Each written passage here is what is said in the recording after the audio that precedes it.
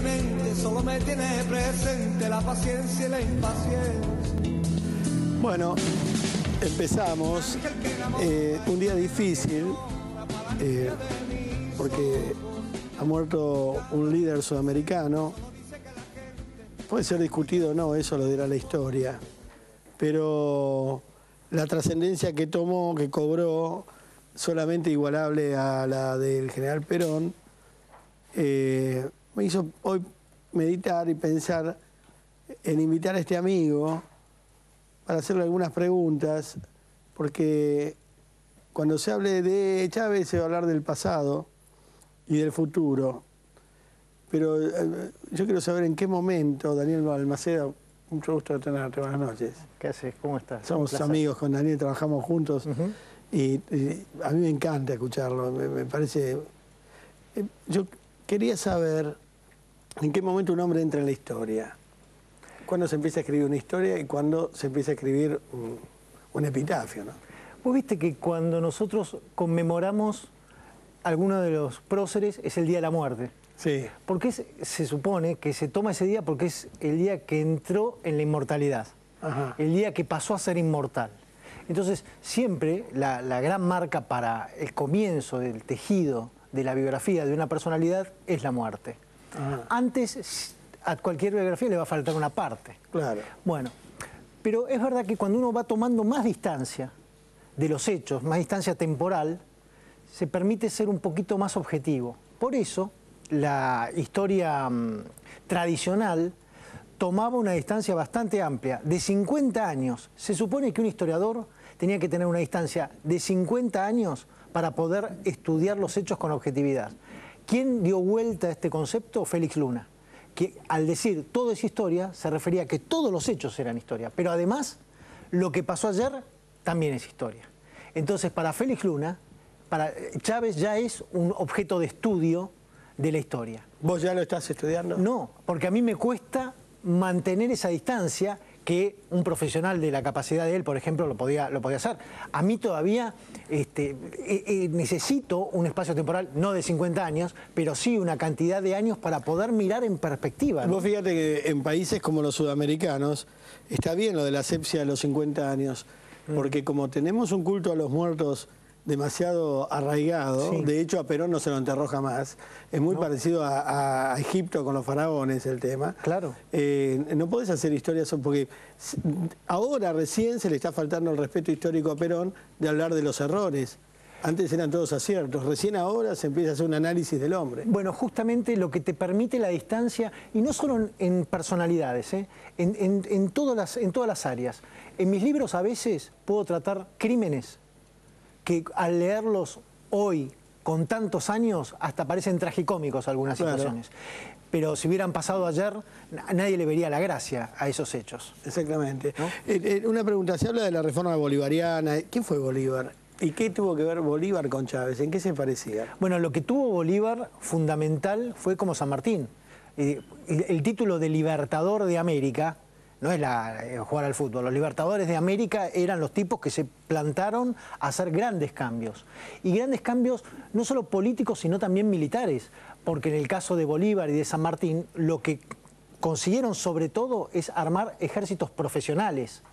Acá era todo muy amateur, muy suelto. Bueno, Bolívar tuvo que poner un poco de orden desde el norte y avanzar hacia el sur hasta reunirse con San Martín, logrando una cohesión y una idea de libertad que prácticamente iban gritando ellos. No era que todo el mundo ya estaba enterado de cómo era la situación. Entonces necesitabas una personalidad muy fuerte para que sostenga a un grupo militar y a una idea que se propaga por los pueblos, ¿no? ¿Es verdad la historia que Bolívar en un momento a San Martín lo raja, le dice hasta acá? Bueno, cuando surge el encuentro de Guayaquil, es una reunión secreta, secretísima, de las pocas reuniones en las que solo estuvieron presentes 2 personas.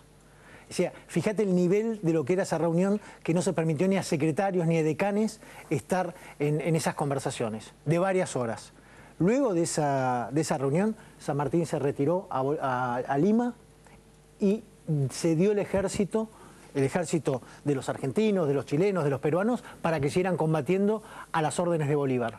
Por lo que se entiende que en esa reunión se definió quién iba a culminar con toda la campaña de la Guerra de la Independencia. O sea que Bolívar fue un prócer, digamos, más importante que San Martín para América. No, porque Bolívar no pudo haber completado todo ese trabajo si no fuera, inclusive te diría, con los hombres entrenados por San Martín. Las últimas batallas de la Independencia son Junín, Ayacucho y Riobamba, 3 calles de Barrio Norte, ¿no? muy cerca una de la otra. Bueno, fueron las últimas 3 batallas importantes en comienzos de la década de 1820. Entre 1820... ¿Por qué se habla de bolivariano y no sanmartiniano, por ejemplo? Bueno, porque el concepto bolivariano, la idiosincrasia del bolivariano es la de una América integrada, ¿no? Que ese es el camino que inclusive llegó a tratar de transitar en algún momento Sarmiento y también Perón, al tratar de integrar. Sarmiento quería una especie de Mercosur, o mejor dicho, de una nación completa de Sudamérica con la capital en Martín García. Sí, sí. Eso pedía Sarmiento. Cuando Perón dijo unidos, el 2000 nos encontrará unidos o dominados, sí, se refería a América. Ahora, Sudamérica. Explícame esto porque yo nunca lo entendí. ¿Qué se quiere hacer? ¿América un solo país? Porque la gente lo pregunta. Yo a veces noto que en la calle se habla mucho de bolivariano, de la reforma bolivariana, pero la gente no sabe primero ni quién fue Bolívar, ni tampoco saben de qué se trata la reforma bolivariana, sí, ni tampoco sabe esta unidad de Latinoamérica. Es probable que la palabra, el concepto bolivariano esté un poco bastardeado si es que es utilizado en términos muy se ha comunes. Usado mucho, ¿no? Claro, pero en realidad la idea que a uno le expresa ese concepto es la integración de América. Ahora, fíjate cómo es, estamos unidos por un mismo idioma, salvo Brasil, todos los demás, y Brasil es una lengua muy similar, estamos unidos por el mismo idioma. Te diría que el español, el idioma que hablamos nosotros, lo hemos hecho crecer mucho más nosotros que España. Ahora, así como se inventa, por ejemplo, se dice que a Chávez le plantaron un cáncer, los norteamericanos, también se comentó que Perón fue un invento de Estados Unidos, en un momento para que no se filtre el comunismo. Sí, exactamente. Y Chávez dicen que también pudo haber sido otro invento. ¿Puede ser eso en la historia? Me parece que son teorías muy conspirativas. Me parece complicado... criticarlas, yo porque es lo que dicen en el colectivo. Sí. Pero sí, también, digamos, se planteó en algún momento si el hombre llegó a la luna o no, si fue en un estudio de televisión. Son dudas. Son dudas que se generan. A mí me da la sensación de que Chávez tomó un camino muy distinto del que hubiera planteado cualquier tipo de ideología de dominio de parte del norte del continente. A ver cómo, por ejemplo. Y porque en todo momento Chávez estuvo mostrando un concepto, una idea muy diferente de la que planteaba el centralismo de Estados Unidos. Entonces, en ese sentido, parecía ya te diría que si lo analizaran los encargados de estudiar estas cosas en las embajadas, se darían cuenta rápidamente de que Chávez no iba a ser del palo. Era inevitable. Yo pensaba qué duro que es cuando Latinoamérica, ¿por qué? No pierde un presidente, pierde un líder, quedan los presidentes. Y hoy miraba, por ejemplo, a Correa y decía qué poco peso hoy tiene Correa después de la muerte de Chávez. O sea, quedaron todos... Muy bien, fíjate lo que ocurre ahí. ¿Qué pasa cuando una institución, un gobierno, un Estado, pierde a su figura? ¿Está bien que se resienta? Bueno, cuidado, porque los caudillos a veces justamente lo que están es tapando las falencias que puede tener una institución. ¿Sabes qué queremos? Instituciones fuertes, donde los hombres estén de más.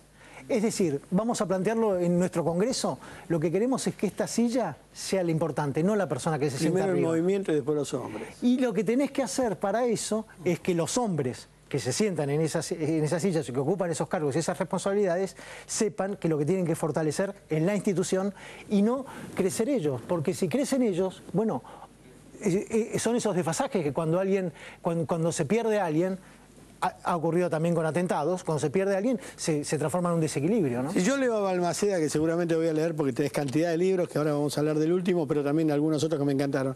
Si yo tengo que leer a Balmaceda dentro de 50 años, que yo voy a estar con vida leyendo muy bien en la moto. Seguro. Y vos vas a hacer el libro de Chávez con historias. ¿Qué vas a poner, por ejemplo, hablando desde hoy? Bueno, que justamente condujo al... Con lo bueno y lo malo, ¿eh? Condujo a América en un sendero enfrentado al capitalismo o al sistema más occidental, habitual, de desarrollo de América. Y los resultados de esos cambios, si es que se avanza en ese sentido, no los vamos a ver en estos años, sino que va a ser algo que vamos a poder analizar o poder Por eso necesitamos los 50 desmenuzar con el tiempo, para ver qué funcionó y qué no de todo el recorrido suyo, ¿no? ¿Cómo se llama el libro nuevo?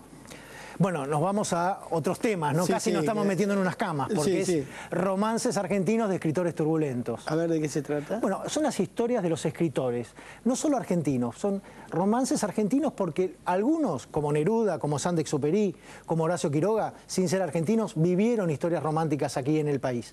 Y como es todo el siglo XX, abarca a personalidades como Borges, Bioy Casares, Victorio Borges, Campos. además de María Kodama. No, Borges tuvo muchos... ¿Su amistad con Oro? No, Borges tuvo muchísimos romances. Sí. Era muy enamoradizo. Por ejemplo, una interesante, Borges tuvo unas citas ciegas. Claro, me decís, claro, debe haber tenido más de una, ¿no? Claro. Uno supone, pero una especialmente, un llamado de una fan de él que le pidió encontrarse en la confitería del Molino. Y él le sintió una voz medio de hombre, ¿no? Dijo, está bien, es una mujer, pero me parece que debe ser feísima. Y llegando a la confitería, pegó la vuelta porque pensó que estaba en una cita ciegas que iba a salirle mal. Bueno, tampoco Borges, digamos, escribía bien, pero agarrá lo que venga. Bueno, sí. Él, con el talento de la escritura, siempre estuvo bien rodeado de mujeres que inclusive lo ayudaban en la tarea de escribir, de recopilar información. ¿Y reculó con eso? Bueno, el talento del escritor a veces se puede utilizar en ese beneficio, digo, y de la escritora también, porque Victoria Ocampo también era una mujer muy admirada por muchos hombres. ¿Cómo era Victoria Ocampo? Bueno, era un poco fuera del molde de la época, porque ella se casó en 1912 con un tipo que lo primero que dijo es que tenía olor a naftalina el día que se casaron, que el traje tenía olor a naftalina, ya no le gustó. ¿Era como una Marta Minujín de la literatura o...? No, porque Marta fue mucho más, o es mucho más expresiva. Victoria no tiene una obra literaria tan grande como los demás. Con todo respeto, yo me imagino que en esa casa de Victoria Ocampo han pasado cosas terribles. Sí. No, terribles del sexo, digo. Sí, sí. Victoria estaba de luna de miel, viste, las lunas de miel en esa época no era como la tuya, que te fuiste 15 días no sé a dónde. No, a ningún lado. Bueno, yo me casé con mi mujer embarazada. ¿Ves? Bueno, Sí. la de ella era Estaba todo hecho ya. un par de años a Europa. Sí. ¿No? Ellas eran las lunas de miel en 1912. Y allí, paseando con su marido, se encontró con un primo del marido y se enamoró. Se enamoró perdidamente de este hombre, con lo que cuando volvieron a Buenos Aires comenzaron una relación. Diamantes. Diamantes, pero ¿sabes cómo empezó? Dieron una vuelta en taxi por la Plaza de Mayo tomados de la mano y ni se hablaban. Era la cosa con mucha distancia en esa época. Ella tenía que ir a hablarle por teléfono a una florería para que en la casa no se aviven de que estaba hablando con él. Y hasta se programaban leer el mismo libro, la misma página a la noche, como una forma de estar juntos. Era muy platónico al comienzo. Claro, hasta que él consiguió un departamento en la zona de Parque Lezama, y ella, que tenía que ir con su chofer, porque ella no tenía chofer, tenía chofer, obvio, ¿no? Tuvo que aprender a manejar para ir sola. ¿Y de la época de la colonia quién fue la más ligera de casco? No, mira, de las conocidas hay que reconocer que Mariquita Sánchez de Thompson tuvo sus historias y en algún momento fue muy mal vista, inclusive por las mujeres, por las vecinas, porque ella estaba casada con Thompson. Sí. Thompson estaba en Estados Unidos, se había vuelto loco, lo habían metido en un loquero. El peso de la... Estaba, ¿sabés lo que era? Caminaba por Washington tocando colas a hombres y mujeres. Era el embajador argentino. Estamos hablando del embajador argentino, Juan Thompson, pero se volvió loco. Bueno, Mariquita lo hizo traer en el barco, cuando venía lo llevaban en una bodega atado porque era un hombre peligroso, el pobre Thompson, y murió en el viaje. Pero mientras él estaba muriéndose, Mariquita caminaba del brazo ya con un profesor de dibujo. Bueno, a mí yo vivía en San Isidro, soy de San Isidro, y en los Tres Ombú hay una casa rosa en el medio de la rotonda, sí, con un aljibe. Esa casa había sido el amante de Mariquita, porque ella tenía la quinta de los Thompson ahí al lado. Bueno, la quinta era de los Sánchez, era de ella, la quinta de los Ombúes, que hoy es una de las principales bibliotecas de historia de la Argentina. Bueno, en esa casa, Sí. esa casa rosa, se la había hecho a su arquitecto, que era su amante, dentro del predio del campo. Ah, mirá O sea vos. que lo tenía a un tiro de ojo. Mirá vos. Así que... Bueno, en este caso, Mariquita, con este hombre, no guardó el luto necesario. En aquel tiempo, si vos enviudabas, durante un año no se te podía ver con otro hombre. O por lo menos 9 meses, como diciendo, mantenemos la distancia en donde ningún hombre tuvo contacto con usted. Y los hombres de la historia, los prohombres, los más putanieros, ¿quiénes eran? Bueno, no, lo que pasaba es que... Sarmiento era bravo. Sí, Sarmiento era muy mujeriego y muy enamoradizo. Sí. En general, los que partían en campañas estaban muy lejos de sus familias y de sus novias, y entonces... San Martín dice que se enamoró de varias indias. Bueno, San Martín sí tuvo algunas relaciones durante su campaña. De hecho, en el encuentro de Guayaquil... Sí, aprovecharon y... producto del encuentro de Sí. Guayaquil ahí nació un hijo. Del encuentro no con Bolívar, sino con una... No, por supuesto, va a tener un hijo con señorita ahí. Bolívar. Y Bolívar también tuvo alguna historia ahí. Una partusa. Bolívar tenía una amante llamada Manuela Sáenz, muy A conocida. mí me da mucha gracia. Dice, al encuentro de Guayaquil no entró nadie, pero quedaron 2 minas embarazadas. No, es que fue así. ¿El bonete? Vos sabés que Manuela Sáenz era la amante oficial de Bolívar. Sí. Y después del encuentro de Guayaquil se encontraron en una quinta en las afueras de la ciudad, y ella se metió en la cama y se pinchó. Y dijo, ¿qué es esto? Y era el aro de otra mujer. Entonces Bolívar se quedó como recuerdo una cicatriz porque le pegó un arañazo y tuvo que hacerla de la avispa. Durante un tiempo tuvo que estar encerrado y sin mostrarse porque... Fue en combate. Claro, que combate, rajuneó no había inglés. peleado. Bueno, ahí estaba, ¿viste? Con el arañazo de Manuel. A mí me habían dicho que Urquiza, pues ya se sabe que Urquiza desparramó pibe como semilla, pero que Sarmiento había sido uno de los más pícaros. Sí, Urquiza es muy curioso, porque lo que él decía era que había sufrido de amores siendo joven y entonces por eso tenía esas actitudes. Mirá que... Qué buena excusa. qué No buena había excusa. psicólogos en ese Sí, entonces lo resolvía juntando novias. Llegó a tener tres hijas mujeres en el mismo año, en el año 46, 3 hijas mujeres, que eran... no eran trillizas, porque cada una nació en distintos meses, pero el mismo año sí que eran urquillizas, las llamamos A nosotros. ver, ¿no? contame alguna historia de sexo sabrosa de alguien muy conocido de la historia, pero sabrosa. De esas que, viste, hoy sería para llevarla a Mar del Plata en comedia. No, es que te voy a fallar porque no sé. O sea, el fondo de la cuestión, o sea, a donde vos querés llegar y ver cómo venía la mano ahí. No, yo no quería llegar a nada. ni Me mucho cuesta, menos. pero por ejemplo te voy a contar de Lugones. Lugones Sí. escribió el libro Fiel. Sí. Dice, el libro Fiel demostraba que él era el único hombre fiel en todo Buenos Aires, ¿no? Bueno, hasta que, siendo director de la biblioteca de maestros, vino un estudiante a pedir un libro. Él era el director, la chica tenía 17, 18 años, y comenzaron una relación muy fuerte, que terminó con Polo Lugones, el hijo, separándolos porque les escuchaba los llamados, les interceptaba las cartas, etc. Y Lugones entró en un estado de locura que le escribía cartas en las que firmaba, junto a la firma ponía sangre o semen. Entonces le mandaba esas cartas. A un psicópata. Es que enloqueció por haber perdido a esta mujer, ¿no? A Emilia Cadelago. Ahora, ¿por qué contaron tan mal siempre la historia argentina en los colegios? ¿Por qué nos desvirtuaron tanto la historia? No, lo que pasa es que es diferente. En la escuela tenés que resumirla demasiado, tenés que atarte a cumplir con un currículo, entonces no podés extenderte hacia todos los rincones. Pero cuidado, a mí me tocaron, los profesores que me tocaron son los que me inculcaron el amor por la historia, el profesor Del Pino, don Enrique de Gandía, son los que a mí me inculcaron el amor por la historia, así que no es que en todos lugares se enseña mal la historia. Yo lo que siento leyendo tus libros, por ejemplo, y a veces sacando deducciones, ¿no? Que hay una parte tan sabrosa de la historia argentina, tan interesante, que sería tan didáctico contársela a los chicos, que de golpe, porque a nosotros nos enseñaron que San Martín, por ejemplo, no tenía sexo. Claro. Y que eran de bronce los hombres, ¿no? Bueno, ahí sí, a esta altura, conviene humanizarlos. Porque cuando vos los ves más humanos, a Belgrano, a Sarmiento, a San Martín,